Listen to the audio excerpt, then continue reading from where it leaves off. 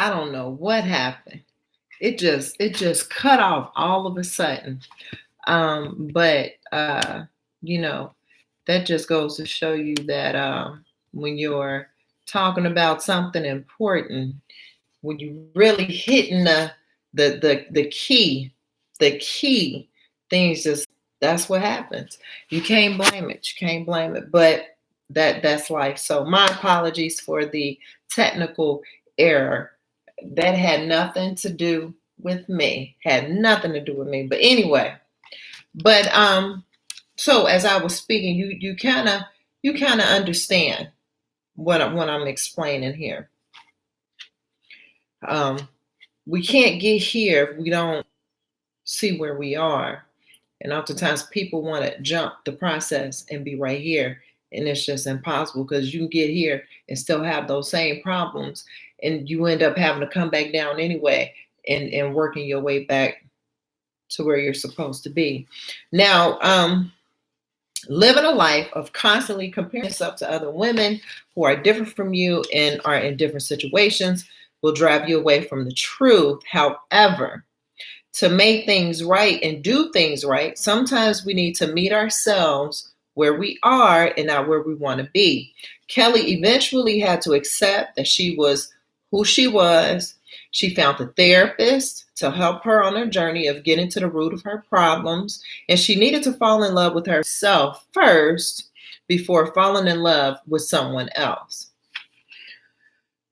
You see, you've gotta start where you are and work your way.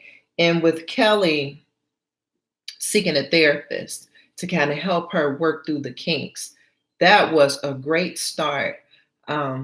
We are now, especially in the Black community, we are now in a place where we are embracing counseling. We embrace the idea of counseling because we see the results that we're getting from counseling. We all know that seeking counseling was something that we just never did in the Black community, especially a therapist. I had someone tell me that therapist, when you separate the words therapist, it reads the rapist. And although there may be some, it kind of makes sense to me. It kind of makes sense, the rapist, therapist. Although therapists, psychologists, counselors, they kind of do similar work, but each category is different. Each category is different. The therapist is kind of like, I want to say, counseling is something that you can go to church, seek counseling from your elders, seek counseling from your pastors, seek counseling from mentors, seek counseling from, life coaches and things like that. Therapists, you can seek counseling too, and you know what, I should have, as a matter of fact, let me do this now, because I was just thinking, sitting up and thinking now, therapist. What is a therapist really? Because I don't want to give the wrong information. But so a therapist is a person that's trained in the use of physical methods as exercises, heat treatments, etc., in treating or rehabilitating the sick or wounded. And then it's also a person trained in the use of psychological methods for helping patients overcome psychological problems. And then you have psychologists. Psychologists.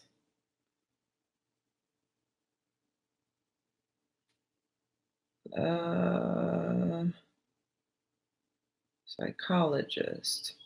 Now these are now a specialist in psychology. See the difference? You have a therapist who's trained with psychological problems that can help people with psychological problems, but a psychologist is a specialist. So their education and their skills are much deeper. It's much deeper than a therapist. And that's the difference. And then you have the psychiatrist, which kind of treats the mental disorders. But everybody serves a different purpose. But with Kelly, she went ahead and sought out a therapist, began counseling services to kind of help her recognize those problems. And that's the thing. You go see these counselors, you go see these therapists, psychologists. But if you don't apply what it is that you're learning in your life, you won't see any results. You won't get any results. You may feel like you've gotten better. However, it has to show. It has to, because what's on the inside is on the outside. It comes out anyway. So whatever you're gaining here, it's got to come out. And if it hadn't came out, it's because some things aren't clicking yet. At least that's what I believe. So she found a therapist to help her on her journey of getting to the root of her problems. And I always say you want to get to the root cause of whatever the problem is, because if not, the problem is going to always be there. And a lot of times people like to, get rid of the surface. They see it, they get rid of it, not understanding that the root is still there. So it's going to grow back. It's going to come back. And if you don't get rid of the root, you're going to always have that problem coming back. Ever be like, why does stuff keep happening to me? You ever had that? Like, why does this keep happening to me? When you thought you got rid of it, well, you didn't get rid of it yet. Then she needed to fall in love with herself first in order to fall in love with someone else. You can't, and I say this, you can't love someone if you don't love yourself. And, people say, well, I love myself. I love me. But then you don't like her. You love you, but then you can't stand. You love you, but you kind of hate her. You see what I mean? You don't. And then on top of that, here it is, you want to be in a relationship. You are dating this guy. He's taking an interest in you. But because you don't know how to love yourself, you really don't know how to love him. And what people think love is not a verb. Love is not, it's not an emotion. People can say they love you and tell you they hate you at the same time. People can say that they love you and will hit you. People can say that they love you and disrespect you. People can say that they love you and want to stab you. You see what I mean? It just don't. That's what I mean. Love is not an emotion. Love is it's an action. It's a way of doing. It's not, oh, I love you, and you just dismiss all the sugar honey iced tea that you just did to me. You don't love me yet. And the reason why you don't love me yet, because you don't love you. Plain and simple. Now, let's be clear. There's nothing wrong with seeking counseling or advice. This approach creates a new way of thinking that will assist in replacing old belief systems, also known as sugar honey iced tea. Belief systems means bull. Remember that, because that's all it is. And your belief systems are things that you grew up believing in. Your belief systems are things that you were taught to believe. Your belief systems are things that you thought that you were to do, that was the norm. You know what I mean? That's all. Whether it's a therapist, counselor, life coach, or a psychologist, it's like going to the best friend who sees life from all angles and asking those questions that will really make you think. This process helped Kelly become healthy mentally and emotionally. And a lot of us women, we are jacked up emotionally. Then on top of that, we jacked up mentally and then be sitting back wondering why. What do you mean? This is why. We're just jacked up, and most of us are jacked up spiritually. We're jacked up physically. And we're jacked up financially. Come on. But see, what sets us apart is that you have some of us women who are getting assistance, getting help to help us gain financial control, gain mental control, gain emotional control, gain spiritual control. That's what sets us apart from most. We're going to get help. Let me learn more about my credit. Let me learn how can I invest money? How can I save? How can I do the best with my money? Let me learn how to become healthy. What do I need to do to become healthy physically? What do I need to do to become healthy mentally? What do I need to do to become healthy emotionally? Because most of us is jacked up. We don't know how to love. We don't know how to do a lot of stuff when it comes to our emotions. We just don't. But then if you never go to seek help, to seek how you can get better emotionally, you're going to always be in that place. So after 3 months now, Kelly, she's been going in for 3 months. She was finally living a life she always wanted. Not once did she allow her relationship status to overshadow who she was and what she had. Kelly was no longer comparing herself to other women. In fact, what other women had wasn't even on her radar. It took Kelly time to overcome these challenges. Nothing happens overnight. Everything happens for a reason and for a season. If you can't accept or meet yourself where you are, then how do you know who that really is? A status doesn't make you. You make the status. And I tell people all the time, clothes don't make you. You make the clothes. What you have, the position, that's the thing. Everybody wants to be in that higher up position because they see the so-called glitz and glam of that position. But you don't have to have a title of CEO to be a CEO. See, the status don't make you. You make the status. And I just posted this in my LinkedIn. I just posted this. And I said, you don't hear, if you've been applying to be a manager, or if you've been applying to go further up within the organization and you don't get that job or you don't get accepted for that position, you can still operate as if you have that title. And that's what you should do anyway. You don't have to have the title. You don't have to have the status to operate that way. You don't have to have $1 million to operate like you're a millionaire. You don't.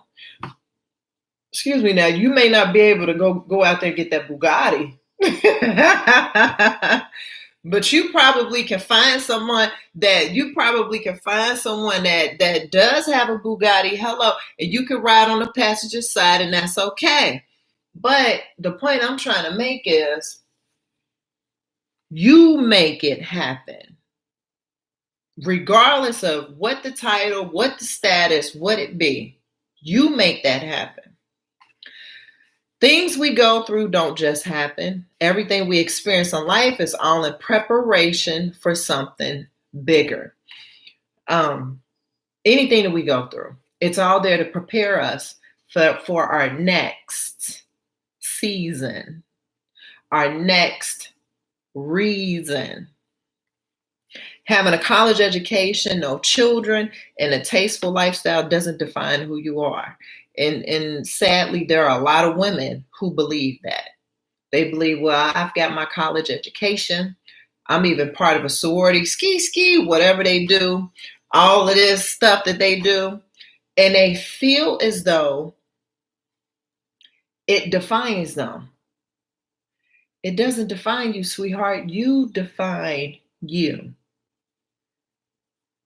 See, that's why, when I was in high school, I wanted to be in a sorority. I didn't know which one. I really didn't know too much about it. I just knew that I want to be in it because it looked good. All the girls were in it.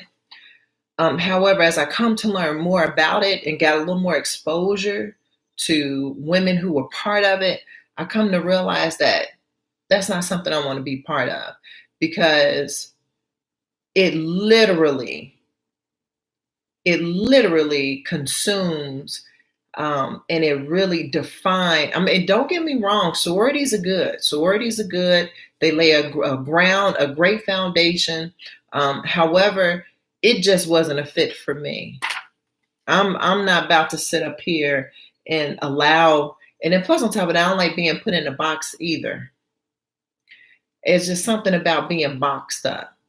Now, granted, it may come with a lot of benefits and perks, and even still, you have women that's in it. Some women say that it's so cliquish. But anyway, I'm going off on a tangent. But the bottom line is you make the status. So, and it doesn't define who you are. Now, the decisions that we make in our lives serve a purpose and have consequences. In the moment, we lose ourselves. But he was fine, though.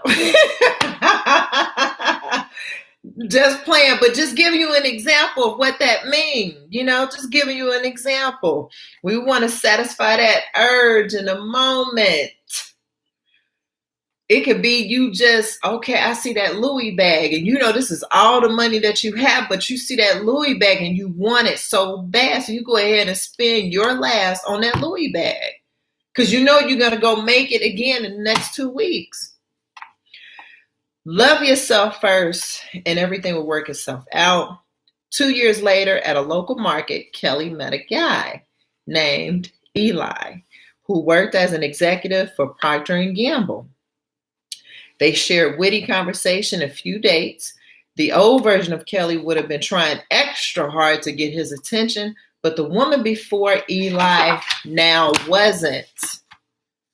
The same person and was able to attract a man without working super hard.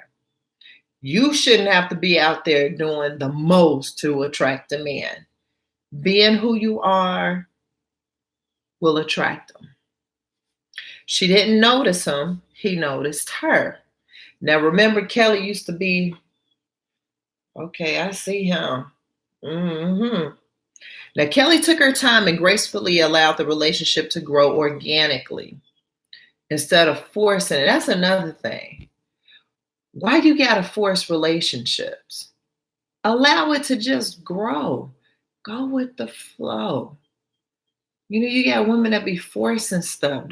When you don't force it, it ends up working out in your favor anyway, whether it worked out or didn't work out. So here it is, you're trying to force a relationship that's not really meant to work out. Just let it grow organically. So after a year of dating, Eli was interested with Kelly. Eventually, they were in a committed relationship. Kelly finally got a man who cared for her, who cared for who she really was. The journey to self-love is one of the most important journeys a woman can go through. Life will take you through enough on its own without adding self-loathing into the mix. Now, there is only one you, and you have only one body. While it may not be perfect and your personality may have flaws as well, you have to realize that out of all the billions of women in the world, you have something distinctively different that makes you you. Trust and believe. That's why we don't look alike. That's why we don't sound alike. That's why your personality is different from mine. Come on now. So it can't be replicated. Although you do have some women who be trying to copy off of you. You do.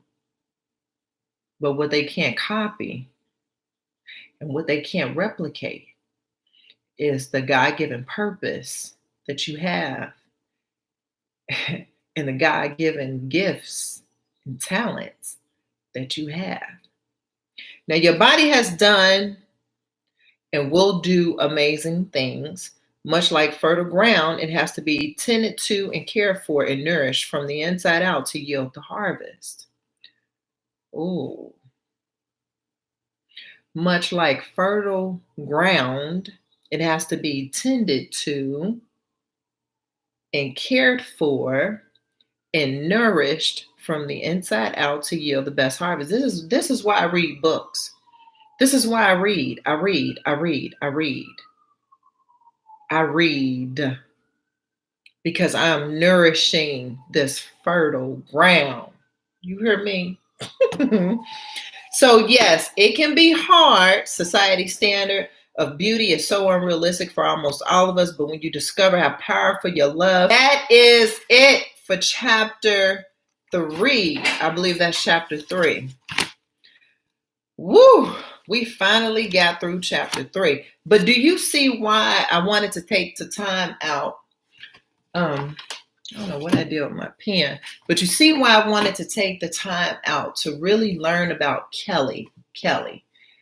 Instead of, now I could have underlined and went through all of this, but I said, you know what, let me read this particular chapter because it's about redesign and defining. A lot of times, a lot of women will accumulate all this stuff because they feel like, okay, well, if I have this, have that, have this, I'm good. I should be able to attract a man, be married, have children, have the life that I've always wanted. Well, what they fail to realize is that you can accumulate all that stuff and still be in the same place.